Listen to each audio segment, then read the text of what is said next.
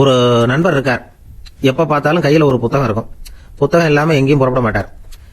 எதுக்காக இப்படி எடுத்துட்டு போறீங்க அப்படின்னு கேட்டா, எனக்கு இது ஒரு நல்ல நண்பன் மாதிரி, இந்த காலத்துல எங்க போனாலும் காத்திருக்க வேண்டியிருக்கு, அது மாதிரி சமயத்துல நான் நண்பன் கூட பேசிக்கிட்டு இருப்பேன் அப்படின்பாரான்.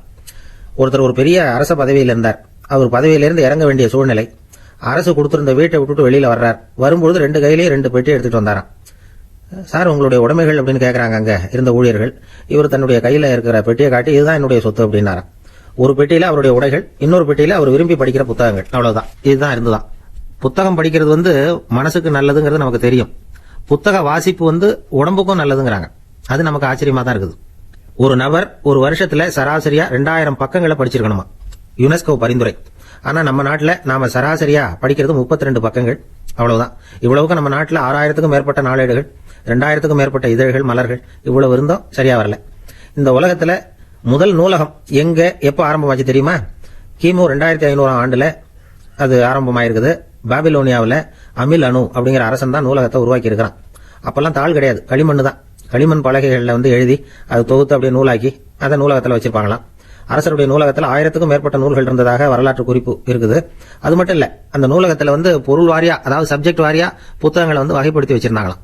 அதுல மிச்சம் இருந்த ஒரு 25 களிமண் பலகை புத்தகங்கள் இன்னைக்கும் பிரிட்டிஷ் அருங்காட்சியகத்தில் இருக்குதான். அச்சு தாள் இதெல்லாம் ஏற்பட்டதுக்கு அப்புறம் அமைக்கப்பட்டதுதான் பிரான்சில் இருக்கக்கூடிய பாரிஸ் நூலகம். 1480 பிரெஞ்சு மன்னர் 11ஆம் லூயி இந்த நூலகத்தை அமைச்சாராம்.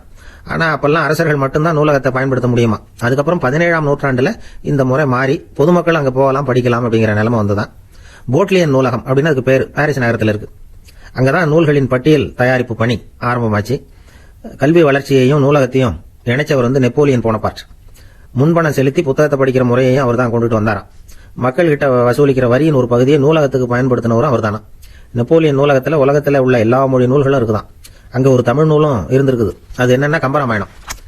சோவியத் யூனியனுக்கு படையெடுத்து போனப்போ அங்க இருந்து லட்சக்கணக்கான புத்தகங்களை இந்த பனிச்சறுக்கு வாகனங்கள் இருக்குல்ல, அதுல கொண்டுட்டு வந்ததாக வரலாறு.